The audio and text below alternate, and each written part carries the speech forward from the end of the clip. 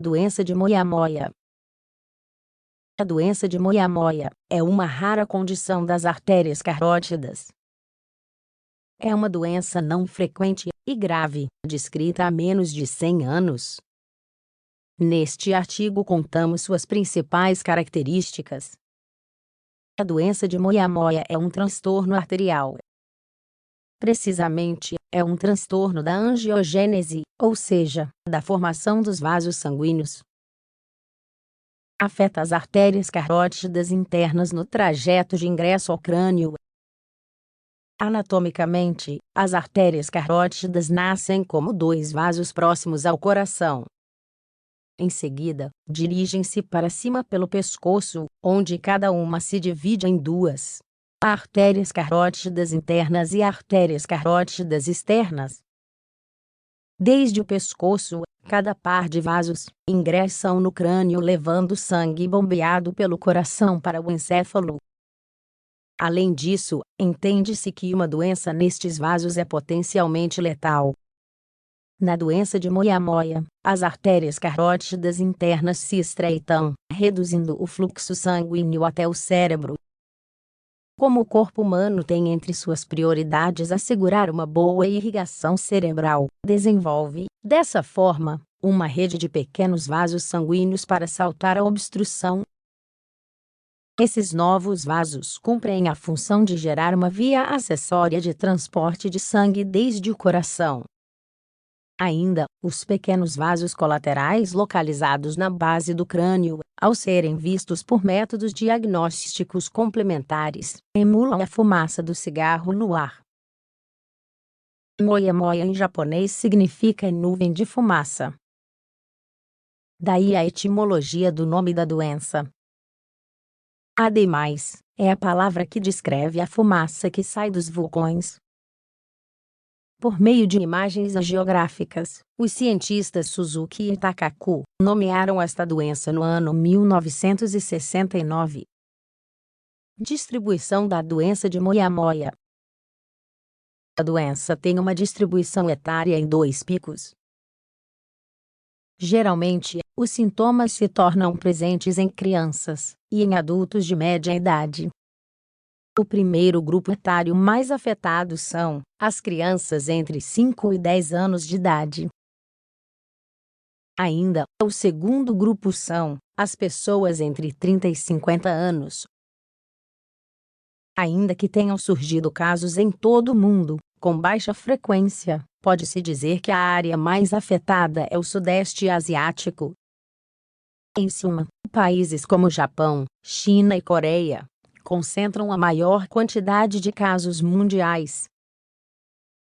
Em Japão, por exemplo, a prevalência é de 1 em cada 32 mil habitantes. No Sudeste Asiático também foram realizados uma série de estudos que descobriram que cada 2.000 adultos japoneses sem sintomas da doença, há um que possui as imagens cerebrais compatíveis com a doença. Fatores de risco. Hoje em dia, a etiologia da doença ainda não está clara. Suspeita-se que a origem seja genética e que a obstrução arterial teria um componente hereditário. De todas as formas, pode-se nomear 5 fatores de risco que aumentam a predisposição para sofrer com a doença. Antecedentes familiares. Quando um membro da família tenha tido a doença, a probabilidade de que outro familiar direto a tenha também aumenta em até 40 vezes. Ascendência asiática. Possivelmente ocorra a associação por questões genéticas. Em resumo, as pessoas que tenham nascido ou provêm do Sudeste Asiático apresentam muito mais chance de ter o transtorno do que o resto do mundo. Sexo feminino. A doença é mais frequente entre mulheres do que entre homens. Menores de 15 anos.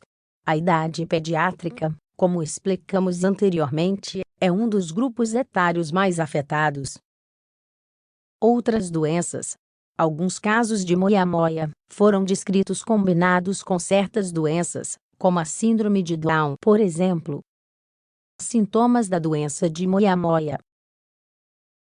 A forma clínica inicial é o acidente cerebrovascular.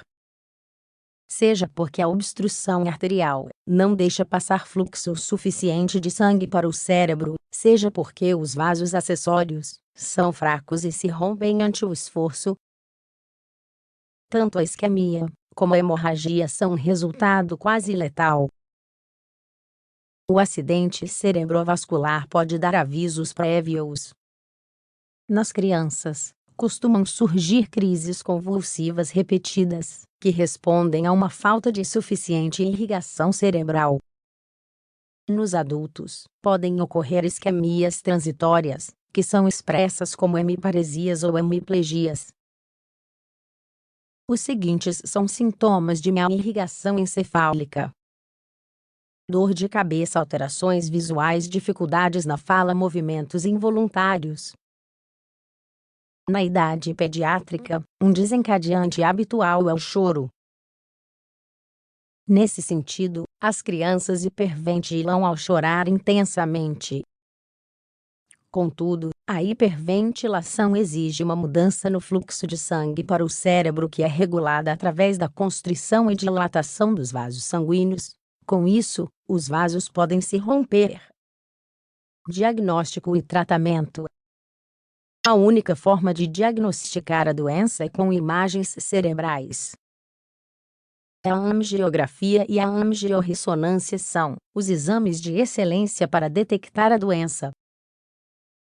Nas imagens obtidas será evidente a redução da luz arterial nas carótidas internas. Ademais, o tratamento pode ser feito com duas opções. Uma opção é a farmacológica. Os medicamentos não revertem a evolução, mas contribuem para reduzir o risco de acidente cerebrovascular.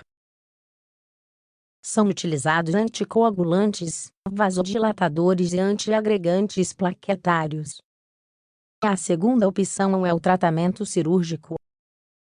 A indicação de uma cirurgia é para aqueles pacientes que já sofreram um evento cerebrovascular e que, com ou sem sequelas, são propensos a repeti-lo.